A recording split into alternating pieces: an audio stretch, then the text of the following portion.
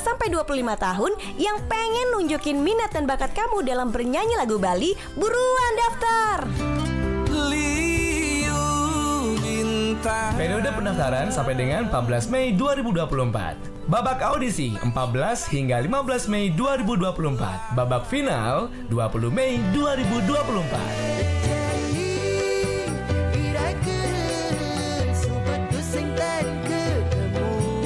Informasi selengkapnya cek sosial media Instagram @RRI-Singaraja, @RRI-Pro1-Singaraja, dan @RRI-Pro2-Singaraja. Atau bisa hubungi kontak person Iren 085 638 378 78, Asri 081 558 364 727. Yang jomblo bahagia, yang single aneh bahagia. Ne penting happy, ne penting happy, ne penting seksi. Yang jomblo bahagia.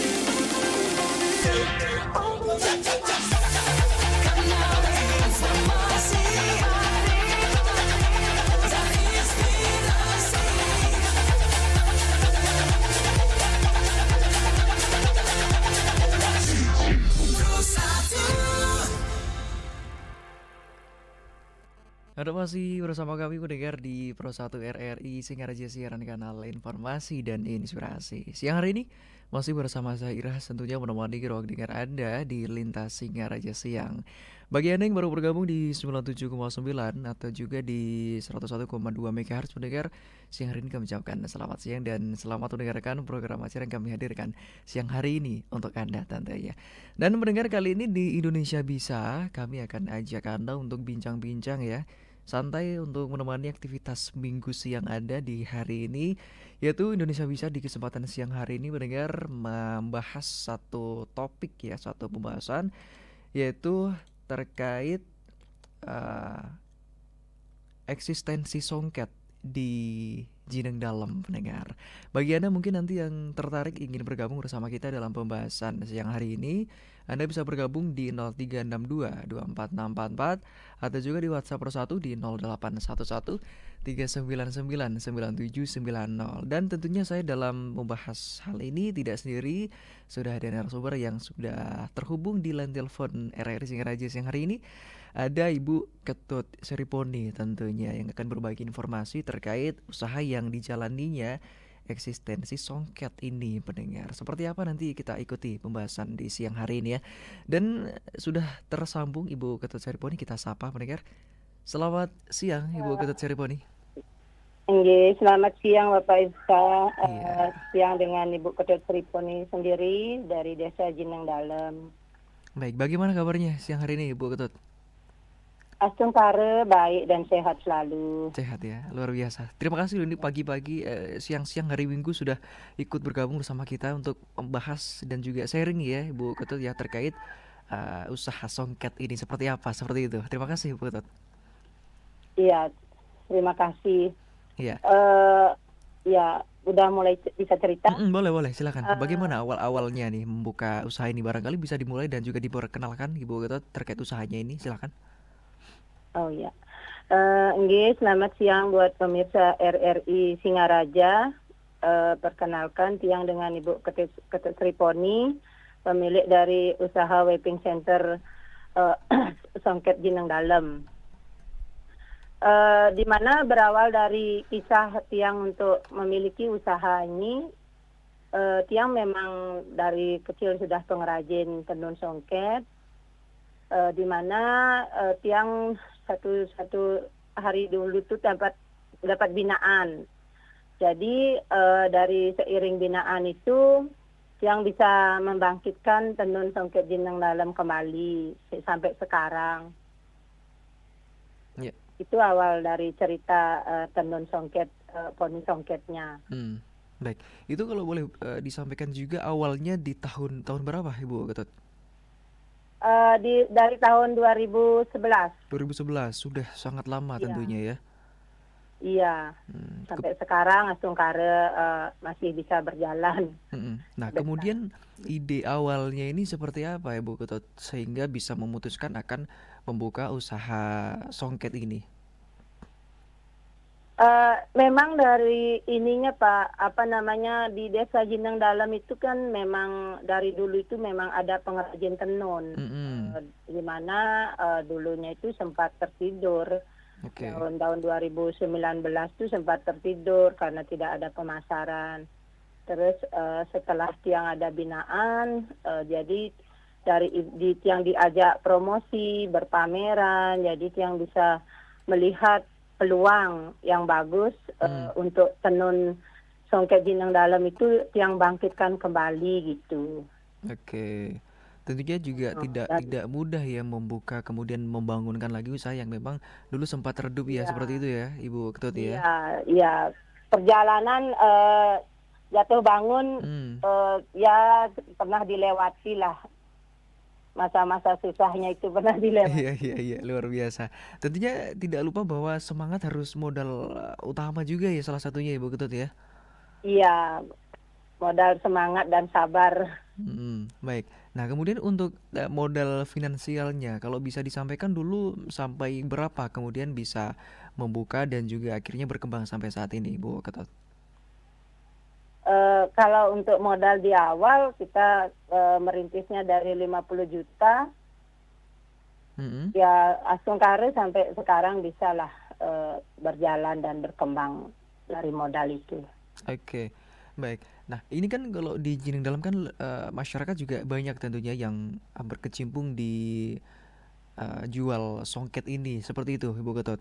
Nah, kemudian Iya, betul. iya, bagaimana ini untuk apa yang membedakan mungkin dari usaha Ibu Ketut sendiri dengan yang lain ini apa untuk di desa di Jining Dalam sendiri? Mungkin yang kalau tenun mungkin sama, Mm-mm. mungkin cuman berbedanya dari kualitas tenun songket poni itu sudah aman dipakai, tidak luntur. Jadi di mana konsumen dari songket poni itu bisa bertahan sampai sekarang dan selalu memuaskan untuk untuk konsumennya. Ya, ya, ya. Dan Asungkare tidak pernah ada yang mengeluh, kecewa atau bagaimana gitu. Hmm, baik. Nah, sebelum kita masuk ke konsumen, Ibu Ketut Syariponi, mungkin bisa disampaikan juga nih kepada pendengar Pro 1 RRI Singaraja siang hari ini dimanapun berada, bagaimana sih untuk proses pengerjaan dari kain dari benang kemudian dijalin sedemikian rupa hingga akhirnya menjadi kain tenun songket ini prosesnya berapa lama dan seperti apa, Bu Ketut? Baik, untuk proses tenun itu kita ada proses dari pencucian benang, terus ada penggulungan benang, terus proses selanjutnya ada penyasah namanya, proses pembentangan benang yang kita dari sana bisa mengatur mau kita buat benang, mau buat tenun berapa lembar, itu mungkin kita mau buat 4, 5, itu kita udah bisa diatur dari benangnya. Setelah itu ada proses pembuatan motifnya dan juga baru ada proses penenunan. Untuk satu lembar kamennya itu bisa dikerjakan berbulan-bulan, ada yang 1 bulan, ada yang nyampe 2 bulan. Itu tergantung dari tingkat kerumitan motifnya itu sendiri. Oke, berarti masing-masing motif itu memang berbeda ya untuk proses pengerjaannya, Iya, Ibu Ketut ya. masing-masing motif beda ininya. Paling lama berapa biasanya, Ibu Ketut? Atau paling cepat deh? Kalau yang paling cepat bisa 3 minggu, paling lambat bisa 2 bulan.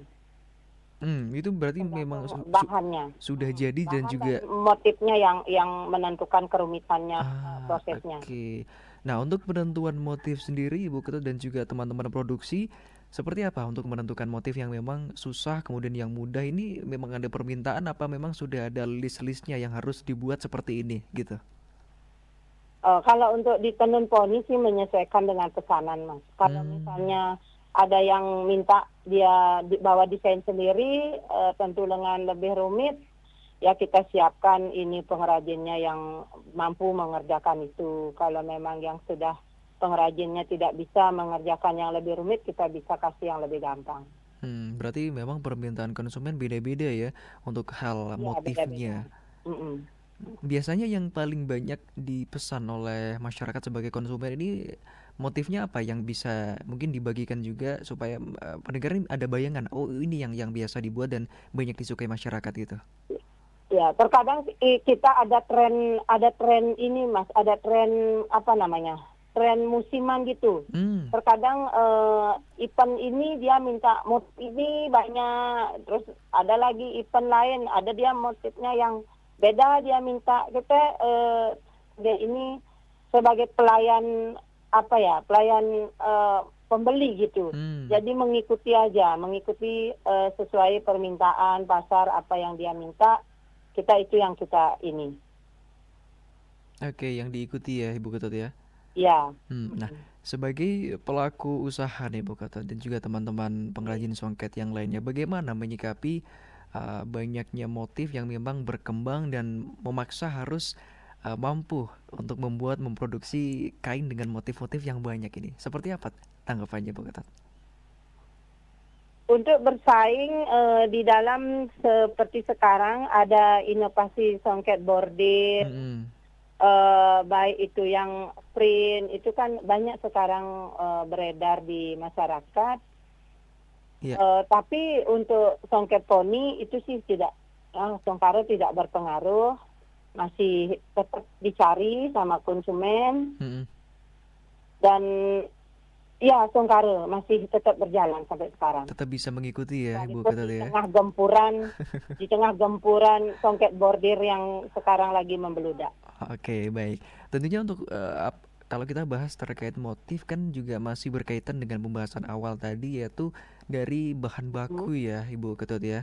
Iya. Nah, untuk bahan bakunya sendiri ini dapatnya dari mana? Kemudian apa nih yang bisa disampaikan terkait bahan baku kepada pendengar nih? Kebetulan untuk bahan baku sih aman, kita belinya di Denpasar, baik itu semua bahan alat tenun ada di Denpasar, jadi kita belinya di Denpasar. Ya mungkin untuk pemerintah kalau bisa ya diperjuangkan biar bisa lebih murah gitu. Oke. Karena bahan tenun sutra itu benar-benar mahal banget ininya untuk bahannya. Boleh nggak disampaikan Ibu Ketut terkait sampai berapa sih harga dari tenun sutra gitu? Kalau untuk harga tenun songket poni itu dari kisaran 4,5 juta bisa nyampe 7 juta. Itu tergantung bahan dan motif ininya dari tenunnya. Oke, berarti semua juga tergantung motifnya kembali lagi ke sana ya Ibu Ketut ya. Iya. Nah, kemudian untuk dari segi kualitas sendiri bagaimana nih yang ditawarkan dari tempat Ibu Ketut, usaha Ibu Ketut yang dijalani ini terkait tadi sudah disampaikan terkait apa namanya ya? Ada hal yang mengakibatkan tenunnya ini tidak gampang luntur. Tadi sempat disampaikan gitu ya Ibu Ketut ya. Iya, Nah, itu bagaimana supaya tidak luntur dan karena kan banyak warna yang kemudian dijadikan satu dipadukan menjadi songket yang luar biasa bagus. Bagaimana caranya supaya tidak luntur? Kebetulan untuk proses pewarnaan yang mengerjakannya sendiri, Pak. Jadi sebelum mengeluarkan produk memang yang harus tahu dulu kualitas bahannya, pewarnaannya seperti apa, kejaminan kekuatan warnanya seperti apa, baru yang keluarin produknya. Karena yang sendiri yang proses warna. Ibu Ketut sendiri yang proses? Ya. Dulu belajar untuk mix, menyampur warna-warna yang kemudian cocok dipadukan menjadi satu buah songket ini bagaimana dulu? Ya kita bermain seni inovasi sendiri, Mas. Oke, tentunya juga melihat hal-hal dari luar apa yang sedang bagus, banyak diminati masyarakat gitu ya Ibu Ketut ya? Iya. Oke, mungkin bagi pelanggan ataupun masyarakat yang ingin memiliki songket ini, apa yang ditanya biasanya oleh konsumen? Mungkin kombinasi warna yang cocok untuk dia, itu ada nggak seperti itu Ibu Ketut? Ada, tapi lebih banyak mereka sudah melihat langsung gitu, udah langsung serak, udah langsung diambil. Langsung suka ya, karena Kadang bisa ada langsung yang lihat. request, ada yang request warna, dibuatin warna ini dengan motif ini, itu dengan warna-warna tertentu. Tapi Ada juga yang memang khusus meminta itu. kembali lagi tadi, kalau pesan juga lumayan ya, bisa sampai Ya. paling cepat 3 minggu, paling lama sampai 2 bulan ya Ibu Ketut ya. Iya, kalau bagi yang mau pesen songket buat nikahan atau apa, tidak bisa mendadak-mendadak, harus dari ada tenggang waktu, baik itu kadang 2 bulan atau 3 bulan baru bisa disiapin. Oke, nah kali ini kita boleh bergeser ke penjualan ya Ibu Ketut. Dulu awal membuka bersama teman-teman di usaha songket ini, penjualannya seperti apa dulu Ibu Ketut? Ya kalau untuk penjualan Astungkare sampai sekarang masih tetap mengalir aja. Kalau dulu maksudnya baru-baru awal merintis seperti itu. Kalau di awal kita merintis, ya luar biasa untuk menawarkan produk kita diterima oleh pasar itu agak susah, karena kan Tiang itu pemain baru gitu kan. Jadi mereka belum tahu kualitas saya seperti apa gitu. Jadinya masih mikir-mikir mereka untuk menerima tenunnya. Oke. Tapi Astungkare sekarang ya sudah bisa diterima lah. Untuk Ibu Ketut sendiri basicnya dulu apa nih? Kemudian bisa suka dengan dunia kain, dunia warna, dan kemudian dipadukan menjadi songket. Ini dulu basicnya apa sih? Atau sekolahnya apa sih gitu Bu Ketut? Kalau sekolah saya sederhana banget Pak, cuma tamat SD. Oke. Tidak mengecap pendidikan yang lebih tinggi. Tapi ya Astungkare dari semangat belajar dan mau bekerja keras, jadinya bisalah mengikuti tren-tren yang seperti sekarang gitu. Ya. Atau juga mungkin orang tua juga berkecimpung di dunia yang sama dulu Bu Ketut. Iya. Oke. Berarti Memang ini saya juga di salah satu lingkungan bisnis tenun. atau usaha keluarga juga tentunya ya. Iya. Oke, baik, luar biasa sekali. Dan pendengar, bagi Anda mungkin yang ingin bergabung bersama kami di kesempatan siang hari ini, Anda bisa bergabung ya di 0362246644 atau di WhatsApp Pro 1 di 081139999790. Indonesia Bisa tentunya masih menemani Anda bersama narasumber Ibu Ketut Seriponi dengan pembahasan eksistensi songket Jineng Dalam. Bagi Anda yang ingin lebih mengenal lagi tentang songket, kemudian atau ditanyakan kenapa nih songket saya kok luntur-luntur, yang udah punya songket luntur itu bisa ditanyakan juga mungkin ya penyebabnya apa di siang hari ini bersama Ibu Ketut Seriponi. Ibu Ketut, kita nanti lanjut lagi ya Ibu Ketut ya. Iya. Kita rehat dulu Ya. dan jangan dimatikan teleponnya Ibu Ketut ya. Iya. Iya. Baik, pendengar tetap bersama kami di Indonesia Bisa, RRI Singaraja.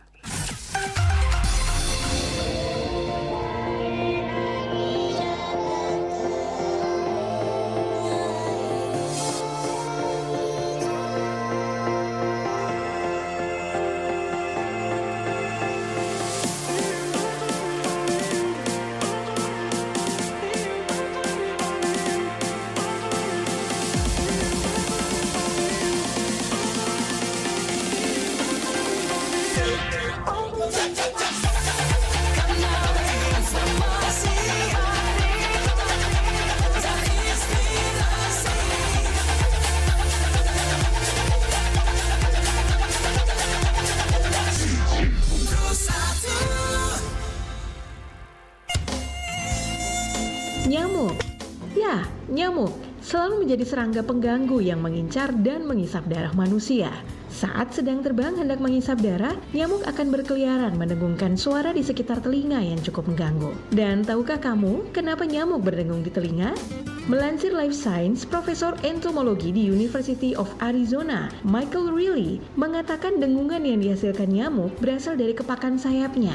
Suara dengungan ini cenderung disadari saat nyamuk terbang di sekitar telinga. Nyamuk berdengung di sekitar kepala manusia karena pada area itulah karbon dioksida paling banyak ditemukan. Dengung yang kita dengar kemungkinan besar juga berasal dari nyamuk betina, karena nyamuk betina dan jantan sangatlah berbeda. Jika betina harus menghisap darah manusia atau hewan untuk kelangsungan hidup telurnya, tapi bagi nyamuk jantan, mereka hanya menghisap nektar bunga yang memiliki cairan manis. Nyamuk jantan biasanya hanya bertahan hidup paling lama 10 hari, sementara nyamuk betina bertahan hidup sekitar 4 minggu.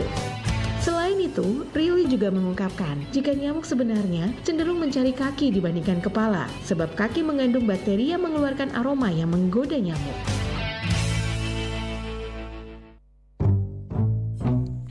Sedapnya ikan goreng ni. Apa rahsianya, Joya? Iyalah sedap. Kan pakai minyak goreng ajaib. Ajaib apa pula? Kenapa minyak hitam lega macam tu?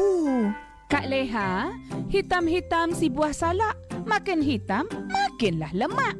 Makan sajalah. Tak usah banyak kisah, banyak tanya. Joya pakai minyak jelantah ke? Tak boleh Joya pakai minyak goreng berulang-ulang. Apalagi lebih dari 4 kali. Tak adalah macam tu. Dari dulu, saya pakai minyak hitam macam ni. Tak ada masalah pun. Masih sihat bugar macam ni.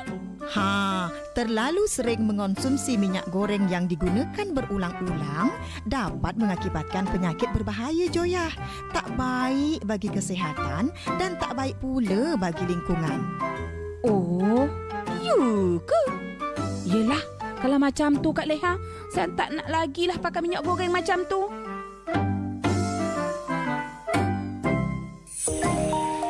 Kamus Besar Bahasa Indonesia KBBI yang dikembangkan Badan Pengembangan dan Pembinaan Bahasa, Kementerian Pendidikan, Kebudayaan Riset dan Teknologi selalu memperbarui istilah dalam kamus 2 kali dalam setahun, yakni April dan Oktober. Dalam perkembangannya, KBBI tidak hanya memuat bahasa baku atau formal. Keberagaman kosakata yang muncul dari pergaulan masa kini pun seperti ambiar, cogan, julid, wibu, pansos, dan 25 kata lainnya resmi masuk KBBI. Tapi nggak semua bahasa gaul loh bisa langsung masuk KBBI. Ada beberapa pertimbangan, seperti frekuensi pemakaian kata tersebut di surat kabar, majalah, dan media massa lain. Kalau kosakata itu dipakai lebih dari 10 media dan bertahan selama bertahun-tahun di ruang lingkup nasional, pengelola kamus dapat mempertimbangkan untuk masuk KBBI. Di samping itu, kosakata tersebut harus unik, eufonik atau enak didengar, mengikuti kaidah bahasa Indonesia, dan tidak berkonotasi negatif. Kosakata itu juga harus mendapat persetujuan anggota tim penyusun KBBI yang memiliki latar belakang beragam.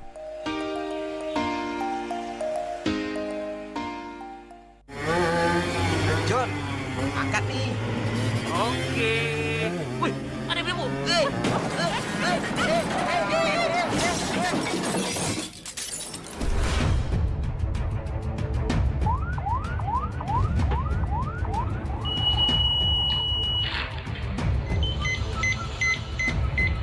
Bro, bangun bro.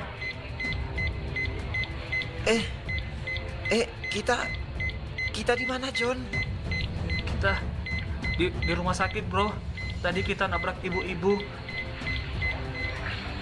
Terus gimana ibu itu, John? Bro, ternyata yang kamu tabrak tadi itu ibu kamu, John. Ibu kamu. Hah?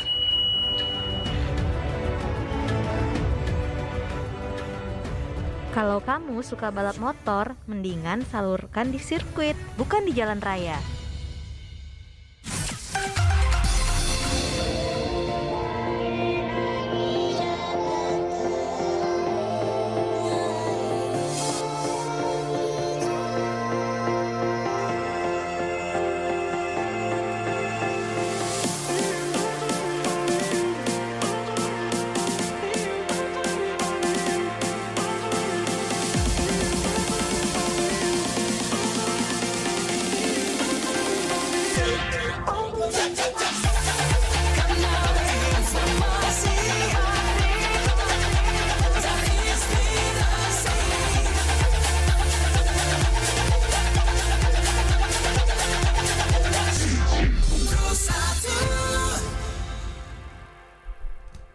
Anda masih bersama kami pendengar di Pro 1 RRI Singaraja, siaran kanal informasi dan inspirasi. Masih di Indonesia Bisa tentunya.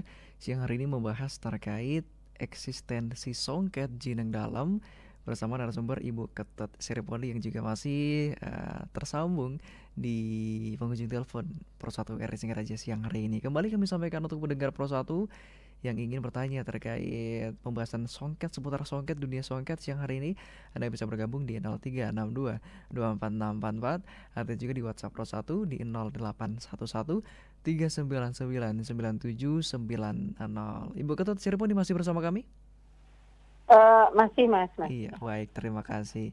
Nah, Ibu Ketut, dalam proses pengerjaan songket ini kan tadi disampaikan ada yang waktunya 3 minggu sampai dengan 2 bulan paling lama seperti itu. Iya. Nah, kemudian untuk alat pengerjaannya sendiri ini dilakukan menggunakan alat tradisional atau peralatan modern, Bu Ketut? Untuk tenun songket di Jineng Dalam itu semua masih mengerjakan dengan alat tradisional, Mas, semuanya. Semuanya berarti Tidak masih ada tradisional. Iya. Oke. Berarti nanti untuk ke depan sendiri apakah sudah ada bayangan akan bergeser sedikit demi sedikit ke modern atau memang tetap digunakan tradisional ini? Tetap kayaknya karena masyarakat cenderung sekali dia mau belajar yang lebih ke modern. Karena memang kita prosesnya di benang, Mas, agak susah untuk beralih ke yang lebih modern untuk tenun songketnya. Oke, berarti untuk hasil juga mungkin berbeda ya Ibu Ketut ya, antara proses pekerjaan dari alat tradisional dan juga modern. Hasilnya lebih berbeda, seninya berbeda. Dari seninya berbeda ya Ibu Ketut ya. Iya. Mungkin kalau dari kualitas, apakah juga sebegitu berpengaruh terhadap proses pekerjaan alatnya tradisional dan modern ini Bu Ketut? Enggak, kalau di kualitas selama bahan masih dipakai yang sama, kualitas tidak berbeda. Cuman memang dari masyarakat di Jineng Dalam agak susah ininya untuk, karena memang sudah terbiasa memakai alat cak-caknya itu. Udah turun-temurun udah terbiasa jadinya dengan alat cak-cak yang sederhana, yang zaman dulu gitu. Iya. Untuk alat tradisional ini, untuk yang Ibu Ketut miliki di rumah ini sudah berapa usianya? Berapa lama? Waduh, ada yang udah 100 tahun tenunnya. Luar biasa Ibu Ketut ya. Iya, sampai sekarang masih tetap bisa dipakai dan tetap bagus. Nah itu biasanya berdasarkan apa Ibu Ketut untuk bisa sampai awet, sampai lama dan masih bisa digunakan, itu apa yang mempengaruhi? Ya karena kan pengerjaannya tidak tidak terlalu menghabiskan banyak ini. Kita cuma kayak dia di tempatnya itu aja, mungkin yang ada yang berawet dia cacangnya itu sampai 100 tahun, tapi ada sebagian alat-alat tenun yang harus diganti gitu.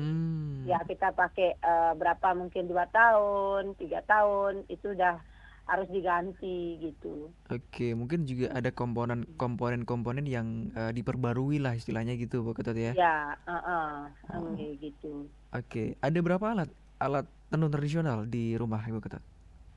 Kebetulan untuk pengrajin tiang sendiri ada 70 orang. Jadi satu orang itu satu alat. Satu orang satu alat. Ya, satu cak-cak. Oke, berarti memang sudah dikondisikan bahwa satu pengrajin memiliki satu alat sendiri gitu ya? Iya. Oke, berarti memang semuanya sudah terampil nih tangan-tangan lincahnya untuk membuat tenun songket ini ya Bu Ketut ya. Apalagi Bu Ketut nih kayaknya luar biasa ini kalau lagi beraksi gitu. Iya, Sungkare.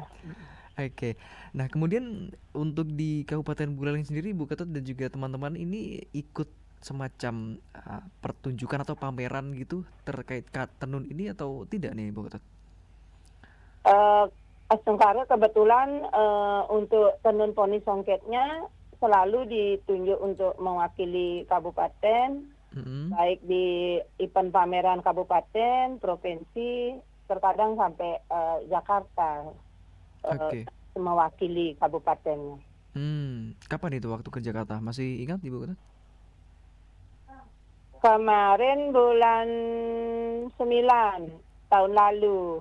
Untuk sekarang belum ada keluar, masih persiapan ini untuk menjelang PKB. Kita persiapan untuk PKB. Ya. Baru kemarin di HUT Kota Singaraja Buleleng juga ikut di sana tampil ini mengikuti pameran.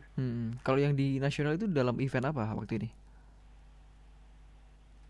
Macam-macam, kadang ada di JCC, ada Inakrab,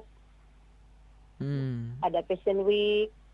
Oke, tentunya juga. Kadang juga Tiang dapat undangan dari Garuda Indonesia, karena kebetulan juga Tiang binaan dari Garuda Indonesia.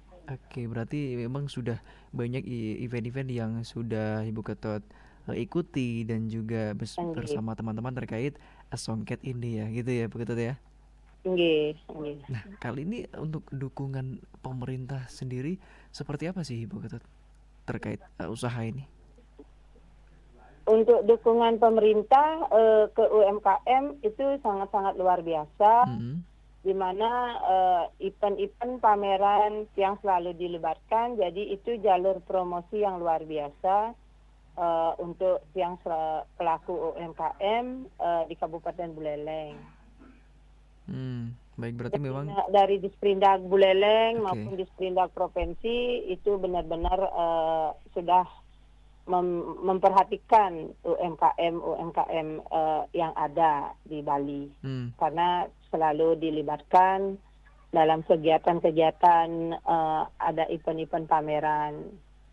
Gitu. Oke, nah untuk pemerintah sendiri sempat atau pernah atau tidak nih sempat beberapa kali berkunjung ke tempat produksi Ibu Ketut usaha Songket ini? Sering. Apa mungkin yang disampaikan untuk memotivasi teman-teman juga? Seperti apa penyampaian dari pemerintah sendiri?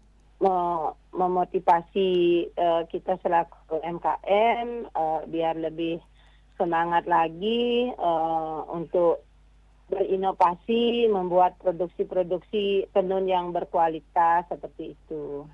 Karena memang di Jineng Dalam hampir berapa persen kalau bisa dipersentasekan berapa persen ini masyarakat atau mungkin pengrajin pengusaha songket di Jineng Dalam, Ibu Ketut?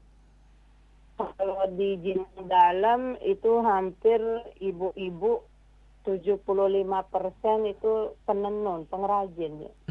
Pengrajin tenun di rumah-rumah mereka masing-masing mengerjakannya. Di rumah masing-masing semuanya Ibu Ketut ya? Iya.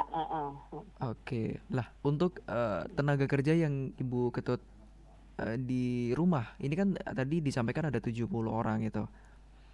Itu semuanya dari masyarakat sekitar atau memang ada yang dari desa sebelah atau bagaimana? Ya, ada yang dari desa sebelah, tapi dia berasal dari desa Jineng Dalam. Ya, ke desa sebelah, jadinya dia masih mengerjakan tenun dan jadi pengrajin tiang gitu. Kebetulan tiang juga di rumah ada pengrajin tiang yang setia bekerja 4 orang, setiap hari pagi datang, sore pulang. Terus yang lainnya semua bekerja di rumah-rumahnya. Oke, jangan lupa kopinya ya Bu Ketut ya. Supaya tidak ngantuk. Ini untuk proses pengerjaan dalam sehari berapa lama Ibu Ketut? Kita sih tidak ada ikatan gini karena sistemnya tidak harian. Untuk ininya semua sistem borongan. Tergantung mereka masing-masing cara pengerjaannya. Oh gitu, berarti tergantung masing-masing aja ya gitu ya. Iya. Nah, bagi pendengar ataupun pemirsa YouTube RRI Singaraja nih siang hari ini Bu Ketut, bagi yang ingin memilih songket, ini bisa nggak disampaikan tipsnya bagaimana sih ciri-ciri songket yang baik, kemudian bagaimana caranya supaya padu dengan warna kulit kita, kan orang Indonesia kan kulitnya beda-beda, sawo matang tapi juga ada yang lebih hitam, ada yang putih dan beda-beda lah istilahnya gitu. Tipsnya bagaimana memilih songket yang bagus menurut Bu Ketut? Untuk itu kembali yang selamat yang jalani sekarang ini kembali ke selera Mas. Terkadang mungkin kita arahin yang lebih cenderung warna soft, tapi mereka mintanya yang lebih terang gitu kan. Eh, kita nih mengikuti aja, kembali ke selera konsumen masing-masing. Oke, Mm-mm. dikembalikan ke minat masing-masing ya.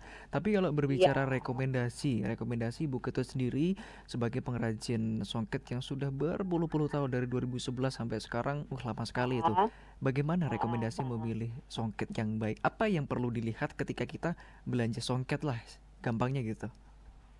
Ya, kalau untuk mau untuk lebih jeli lagi melihat songket yang bagus, itu dilihat dari sisi kerapian ininya, kerapian motifnya. Mm-mm. Jadi dari mana kalau sudah dilihat rapi, bagus itu ininya berarti itu pengerjaannya lebih bagus ininya, produknya dia dibilang bagus itu. Kalau yang sudah gimana ya, kayak benangnya itu ada rusak-rusak gitu, ya berarti itu kualitasnya yang ya kurang ini jadinya. Oke. Kemudian untuk daya tahan dari songket ini biasanya sampai berapa lama atau tergantung hal-hal yang bisa merusak. Kalau dipakai pemakaian wajar nih Ibu Ketut, biasanya sampai berapa lama dia bisa awet? Kalau songket itu untuk apa namanya, perawatannya itu bagusnya di dry clean. Oke. Bagusnya di dry clean, terus pada saat penyimpanan setelah memakai dibungkus kertas koran atau dibungkus plastik, itu disimpan dengan bagus, pasti awet. Harus sering-sering dilihat juga, jangan sampai ada semut merah atau rayap, nanti itu yang berbahaya untuk perawatan songketnya. Berarti juga tidak direkomendasikan setelah dipakai digantung di hanger kemudian ditaruh begitu saja, itu tidak direkomendasikan ya untuk songket ya Ibu Ketut ya. Ya, kita habis makainya dijemur sebentar. Mungkin kalau mau di dry clean atau disetrika bagus, masih bagus itu, disetrika juga bagus. Nah, Yang terkait penting jangan sampai kesodok motifnya. ketahanan panas juga bisa bagus juga nih untuk songket Bu Ketut. Ya, kalau untuk songket tiang sih Songkare yang sudah memakai dari tahun ke tahun saya tanya, ya Songkare masih bagus dibilang. Nah, untuk Tidak ada perubahan. iya, untuk konsumen sendiri biasanya balik lagi untuk membeli songket dengan motif yang lain itu dalam waktu berapa lama biasanya Bu Ketut? Atau memang tergantung keinginan mereka butuh ini balik lagi, seminggu lagi butuh lagi balik lagi, atau memang ada hal-hal yang membuat mereka balik dalam waktu beberapa tahun sekali gitu biasanya Bu Ketut? Kalau ke konsumen pribadi, di saat dia mau punya upacara gitu, nikahan atau potong gigi, dia akan ingat kembali, nyari lagi poni songket, dia nanya tentang songket, terus dia akan mesen lagi gitu. Sekalipun dia sudah pernah beli 5 tahun yang lalu, terus dia mau punya sahan, dia kembali akan ingat lagi memesan ke poni songketnya. Iya. Tapi kalau dari Bu Ketut sendiri sebagai pelaku usaha ini biasanya sempat bertanya-tanya nggak sih kepada para konsumennya, bagaimana nih songket yang dulu masih nggak atau bagaimana? Oh iya, Gitu, iya, pernah nggak?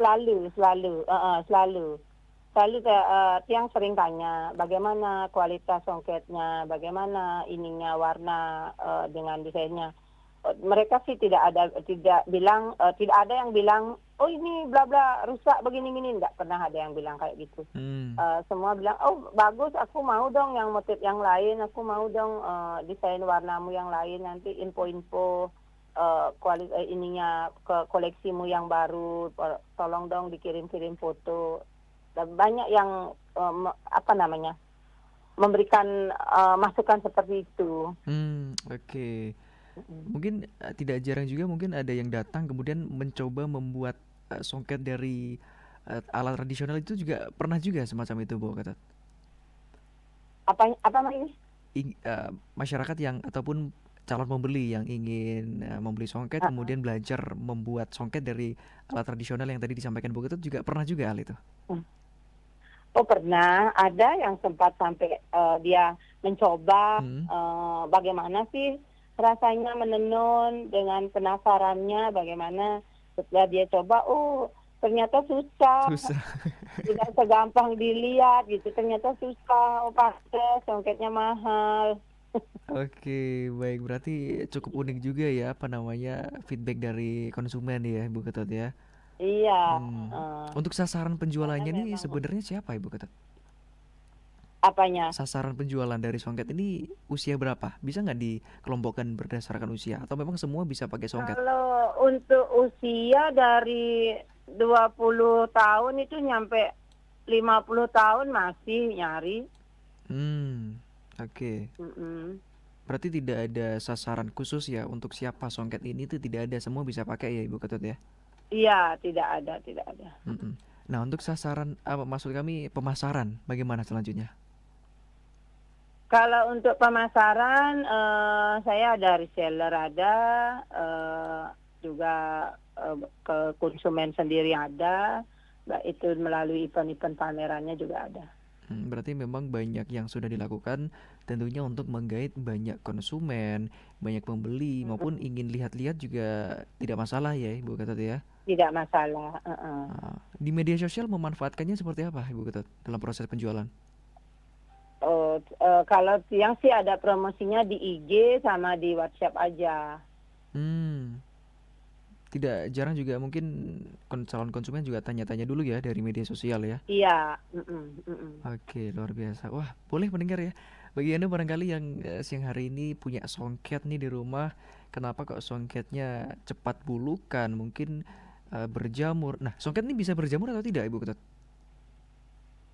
Bisa. Bisa. Bisa. Tergantung cara Kalau perawatannya tadi ya. Nah, dia naruhnya itu, tapi kalau tergantung pengrajinnya ada yang ini pencucian benangnya tuh mungkin pakai minyak, dia gininya jadinya kayak di tempat lembab itu dia kering jamuran. Kalau kebetulan untuk di songket poni tidak memakai prosesnya yang memakai minyak, ya setengah lah tidak ada yang sampai untuk sekarang tidak ada yang berjamuran. Nah, seiring perkembangan usahanya nih Ibu Ketut, dari dulu mungkin ada barang atau bahan yang digunakan kemudian saat ini tidak digunakan lagi demi kualitas yang lebih bagus, ada nggak hal yang membedakan dari produksi dulu sampai sekarang? Kalau produksi sama semua, karena bahan yang dari tiang merintis sampai sekarang masih tiang pakai bahan yang sama kualitasnya. Jadi tidak ada pengaruhnya. Kalau untuk stok benang, kebetulan juga yang tidak pernah ada stok benang lama, karena kita udah perhitungkan proses pemakaiannya. Untuk sekali produksi habis berapa benang istilahnya Ibu Ketut? Untuk sekali produksi, untuk menghasilkan 4 kain, itu bisa menghabiskan benang 20 tukel. 20 ikat itu ya? Iya, 20 ikat. Oh, berarti itu cukup banyak ya Ibu Ketut ya? Iya. Iya. Karena memang masyarakat di sekitar Jineng Dalam semua lebih banyak ibu-ibunya produksi songket di rumah masing-masing. Iya. Kemudian untuk itu bisa dikatakan persaingan penjualan atau tidak? Karena memang satu desa ini banyak loh Ibu Ketut yang sama, kegiatannya sama, kemudian pemasarannya mungkin juga sama di tempat yang sama. Ya. Menyikapi hal itu bagaimana Ibu Ketut? Untuk itu sih yang tidak bisa gini ya, karena kan kita satu desa, mungkin ada yang banyak juga pengepul di desa Jineng Dalam, tiang tidak ini, biarkanlah mereka dengan jalannya mereka, tiang juga dengan jalan tiang, kan punya pasarnya masing-masing sendiri-sendiri gitu. Intinya fokus pada Jadi, tujuan masing-masing ya. Kita tersaingi atau bagaimana, karena semua sudah ada yang atur. Oke, nah mungkin ada semacam kerjasama atau apa untuk meningkatkan usaha yang semakin maju, ada nggak Bu Ketut? Untuk tiang sih ada, karena beberapa teman kerjasama dengan tiang, jadinya tiang bisa bantu dari pemasaran untuk di pengrajin desa Jineng Dalam sendiri. Oke, luar biasa. Untuk Ibu Ketut nih, kali ini pertanyaan pribadi, tipsnya supaya tetap konsisten menjalani usaha ini nih bagaimana Ibu Ketut? Untuk biar tetap eksis, tetap ini Konsisten. ya kuncinya sih sederhana, di mana kita bermain jujur, mungkin itu satu ini, sabar dan bekerja keras. Itu mungkin yang untuk yang tiang jalanin sih sebenarnya. Intinya tidak lupa juga ada support dari keluarga ya, salah satunya Ibu Ketut ya. Iya, support dari keluarga. Iya, baik. Yang juga dibantu sama semua keluarga yang ikut terlibat. Selama proses pekerjaan Ibu Ketut, kendala apa yang mungkin dijalani dan masih berpikir bagaimana nih proses pemecahan dari kendala ini? Ada nggak? Kendalanya seperti apa kalau ada Ibu Ketut? Kalau untuk kendala sih sekarang di mana untuk pengrajin tenun itu untuk belajar membuat motif yang agak susah. Jadi jadi kita di tukang motifnya jadi agak lambat gitu, agak kurang karena lebih banyak pengrajinnya daripada pemotifnya gitu. Kalau dari 70 tenaga kerja yang tadi Ibu Ketut sampaikan, bagaimana berapa untuk pembuat motifnya nih? Cuma 2. Oke. Itu belajarnya pun lumayan lama ya kayaknya Ibu Ketut ya? Iya, lama banget dia karena memang tidak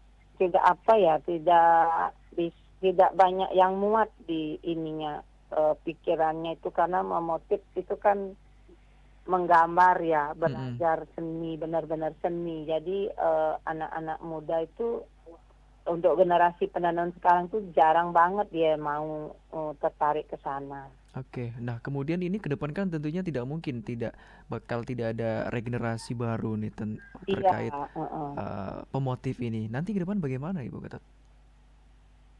Ya mudah-mudahan seiring waktu nanti akan ada yang mau belajar untuk membuat motif biar tidak songket Jinang Dalam, biar tidak punah untuk kedepannya.